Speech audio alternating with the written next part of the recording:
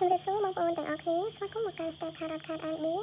ហើយខ្ញុំក៏ពិតជាសំទោសបងប្អូនទាំងអស់គ្នាផងដែលមួយរយៈនេះខ្ញុំមិនមានពេលថតជាវីដេអូចែកជូនបងប្អូនទាំងអស់គ្នាស្ដាប់លេងកម្សាន្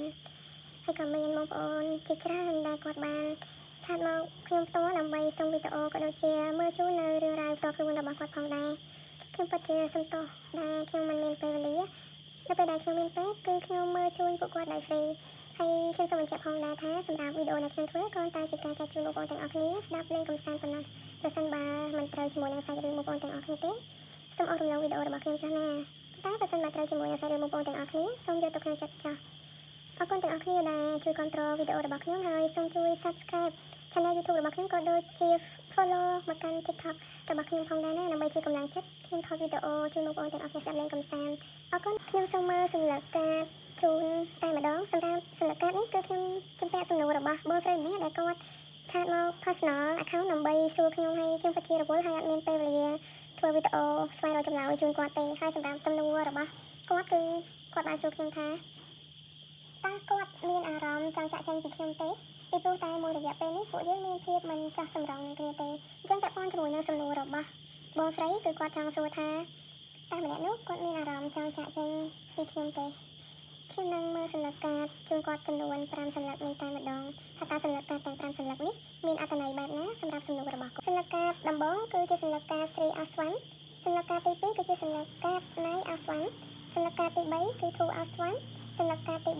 4គឺ Two of Pentacles និងសញ្ញាកាតទី5ចុងក្រោយគឺ Seven of Pentacles តើសញ្ញាកាតទាំង5នេះមានអត្ថន័យបែបណាចំពោះសំណួររបស់គាត់ដែលសួរមកកាន់ខ្ញុំឲ្យស្វែងរកចម្លើយជូនគាត់សញ្ញាកាត Sri Aswan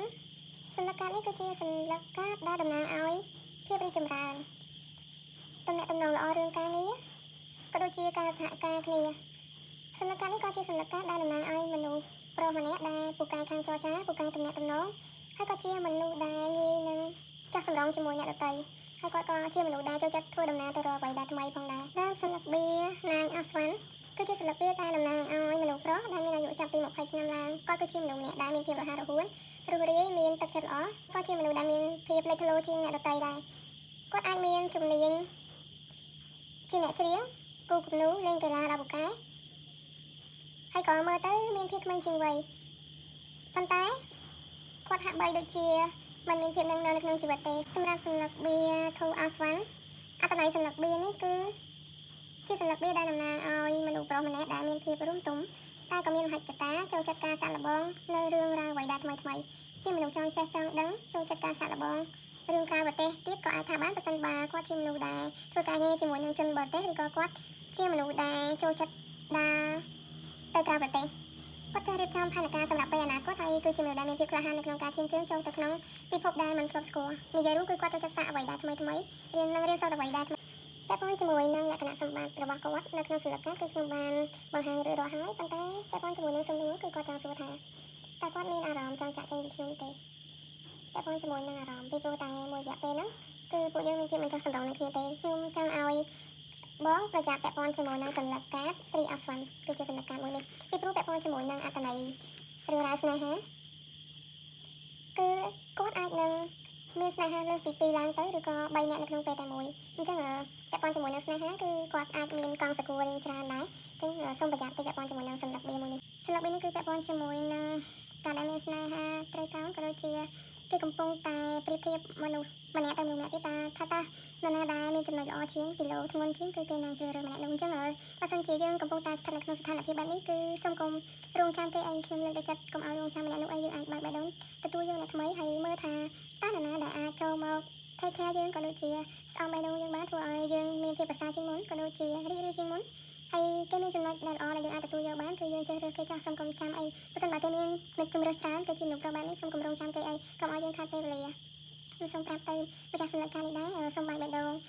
ជ្រើសរើសមើលអ្នកថ្មីចោះណាតែប៉ុន្តែជាមួយនឹងសញ្ញាការទូអាស្វានេះបើសិនបើអ្នកបើកបេះដូងហើយកាត់ចិត្តពីអ្នកចាស់ទទួលយកអ្នកថ្មីអ្នកអាចនឹងមានឱកាសពង្រីកការងារក៏ដូចជាអាជីវកម្មបន្ថែមហើយគោលរបស់អ្នកក៏ជាមនុស្សដែលចូលចិត្តសាកល្បងការងារដែលថ្មីឬក៏ការសិក្សាថ្មីហើយចំពោះរឿងស្នេហាអ្នកអាចនឹងជាមនុស្សដែលមានជំរឿនច្រើនដូចគ្នាបើសិនបើអ្នកបើកបេះដូងហើយកាត់ចិត្តពីបរិបទម្នាក់នេះឬក៏អ្នកចាស់ដែលអ្នកធ្លាប់ស្គាល់ពីមុនមកណាសម្រាប់ខ្ញុំគឺខ្ញុំលើកទឹកចិត្តឲ្យអ្នកបើកបេះដូងទទួលយកអ្នកថ្មីទៅពីព្រោះអ្នកក៏ជាមនុស្សម្នាក់ដែលមានមនោស្នេហ៍ដែរហើយពាក់ព័ន្ធជាមួយនឹងសមត្ថភាព ក៏អ្នកមានអញ្ចឹងអ្នកអាចបើកបេះដូងទទួលយកអ្នកថ្មីអ្នកអាចនឹងជួបមនុស្សដែលល្អហើយគេស្រឡាញ់អ្នកផងដែរសន្លឹកបៀ Two of Pentacles ពាក់ព័ន្ធជាមួយនឹងសន្លឹកបៀនេះគឺជាសន្លឹកបៀដែលមានអត្ថន័យពាក់ព័ន្ធជាមួយនឹងការបង្វិលលុយ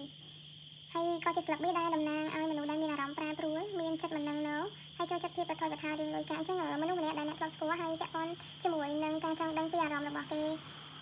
យ៉ាងណាដែរគឺគេមានអារម្មណ៍មិននឹងណទេហើយជាពិសេសគឺពាក់ព័ន្ធជាមួយនឹងរឿងលុយកាក់នៅពេលនេះសម័យខ្លួនគឺកំពុងតែត្រូវការលុយជាខ្លាំងអញ្ចឹងអារម្មណ៍របស់គេគឺអត់នឹងណអត់ច្បាស់លាស់ទេតើចំពោះរឿងស្នេហាអារម្មណ៍របស់គេមិនដែរចំពោះយើងអញ្ចឹងពាក់ព័ន្ធជាមួយនឹងរឿងស្នេហាភាពស្និទ្ធស្នាលរវាងគូស្នេហ៍គឺថយចុះព្រោះតែលុយអញ្ចឹងអារម្មណ៍គាត់នៅពេលនេះគឺពាក់ព័ន្ធជាមួយលុយហើយគាត់គិតពីលុយខ្លាំងទោះបីជាស្លឹកនេះនិយាយថាគាត់មានជំរឿអាចតាក់ទងមនុស្ស2ទៅ3នាក់ក៏តាក់ទងដើម្បីលុយដែរតែអាចខ្ចីលុយគ្នាបានអត់ឬក៏មនុស្សដែលគាត់ស្គាល់ហ្នឹងចំណាយលុយលើគាត់អត់គឺអារម្មណ៍របស់គាត់គឺពាក់ព័ន្ធជាមួយនឹងលុយតែម្ដងហើយគឺគាត់កំពុងតែលួចតាក់ទងអ្នកថ្មីហ្នឹងឬក៏ហៅថាជាទុកពីស្នេហាត្រីកោស្គាល់មនុស្ស2 3នាក់ក្នុងពេលតែមួយហ្នឹងក៏ស្គាល់ដើម្បីតែលុយដែរអញ្ចឹងអារម្មណ៍គាត់វិលអត់ទៅណាឆ្ងាយពីលុយទេគឺមិត្តភាពចំណងស្នេហាដែលគាត់បង្កើតដែលគាត់តាក់ទងគឺត្រូវការតែលុយប៉ុណ្ណោះអញ្ចឹងយើងកុំគិតពីគាត់ទៀតអីហើយក៏កុំរំពឹងថានឹងបានក្តីស្រឡាញ់ស្មោះត្រង់ពីគាត់អីបើសិនបើយើងបានបេះដូងនេះសន្លឹកបៀទាំងពីរនេះគឺយើងនឹងជួបមនុស្សល្អហើយគេស្អាតឆ្លាតសង្ហាមានសមត្ថភាពហើយគេស្រឡាញ់យើងអញ្ចឹងអាចបើកបេះដូងទទួលយកអ្នកថ្មីទៅកុំរំពឹងបរិសុទ្ធអ្នកនេះអីពីព្រោះគាត់កំពុងតែមានស្នេហាត្រូវការហើយគាត់មានតំណែងតំណងគឺត្រូវការលុយហើយស្គាល់នរណាម្នាក់គឺដើម្បីតែលុយឬព្រោះគាត់កំពុងតែមានវិបត្តិហិរញ្ញវត្ថុហើយជីវិតរបស់គាត់គឺត្រូវការលុយមែនតើអញ្ចឹងកំឡុងពេលនេះគឺគាត់អត់មានភាពច្បាស់លាស់ឲ្យនរណាទេគាត់ស្គាល់គេដើម្បីតែលុយប៉ុណ្ណោះតែផងជាមួយនឹងសន្លឹក B7 of Pentacles ក៏ជាសន្លឹក B ដែលខ្វល់ខ្វាយពីរឿងលុយកាក់ដូចគ្នាអញ្ចឹងមនុស្សម្នាក់នោះគឺគាត់ខ្វល់ខ្វាយពីរឿងលុយកាក់មែនតើហើយគាត់យកចិត្តទុកដាក់តែរឿងលុយកាក់តាមមកទេដោយសារតែអារម្មណ៍របស់គាត់គឺពាក់ព័ន្ធតែជាមួយលុយហើយត្រូវការលុយខ្លាំងមែនតើអញ្ចឹងសម្រាប់ម្ចាស់សន្លឹក B នេះខ្ញុំលើកទឹកចិត្តឲ្យអ្នកស្គាល់មនុស្សថ្មីទៅបើកចិត្តបើកបេះដូងទទួលយកអ្នកថ្មីទៅពីព្រោះអីអ្នកថ្មីអាចនឹងល្អជាងអ្នកចាស់ហើយអ្នកអាចនឹងមានឱកាសជួបរឿងល្អៗជាងការដែលអ្នកនៅស្គាល់អ្នកចាស់ហើយនៅពេលដែលអ្នកចាប់ផ្ដើមស្គាល់អ្នកថ្មីដៃគូក៏សង្សាររបស់អ្នកអាចនឹងមានលុយនៅក្នុងពេលឆាប់ដែរបើសិនបើអ្នកបើកបេះដូងទទួលយកអ្នកថ្មីហើយអាចនឹងទទួលបានគូគ្រងឬក៏ជាមនុស្សម្នាក់ដែលឧស្សាហ៍ព្យាយាមហើយជាមនុស្សដែលមានការតស៊ូហើយគាត់ក៏ជាមនុស្សម្នាក់ដែលមានជំនាញច្រើនមកដែរបើសិនបើអ្នកបើកបេះដូងទទួលយកអ្នកថ្មីអញ្ចឹងសរុបមកអារម្មណ៍របស់ម្នាក់នោះគឺអារម្មណ៍គាត់អត់នឹងណទេគឺគាត់កំពុងតែមានអ្នកថ្មីហើយអាចតតងមនុស្ស2ទៅ3នាក់នៅក្នុងពេលតែមួយផងដែរហើយតតងគឺពាក់ព័ន្ធជាមួយនឹងលុយកាក់គឺគាត់ស្គាល់ណាដើម្បីលុយកាក់គឺវិលតែជាមួយនឹងលុយកាក់ហ្មងប៉ុន្តែសម្រាប់វាពីសម្រាប់នេះគឺបង្ហាញថាអាចឲ្យអ្នកបានបេះដូងទទួលយកអ្នកថ្មីទៅអាចនឹងជួបរឿងល្អៗច្រើនអញ្ចឹងសម្រាប់វីដេអូមួយនេះគឺមានតែប៉ុណ្ណឹងទេអរគុណច្រើនជួបខ្ញុំនៅវីដេអូក្រោយទៀតហើយក៏សូមឲ្យម្ចាស់សន្លឹកនេះក៏ដូចជាអ្នកដែលអូនឃើញវីដេអូរបស់ខ្ញុំជួបតែរឿងល្អៗហើយសូមក្លែងយកតែរឿងល្អៗចាស់ហើយបោះចោលនៅរឿងមិនល្អចាស់អរគុណជម្រាបលាជួបខ្ញុំនៅវីដេអូក្រោយទៀតណា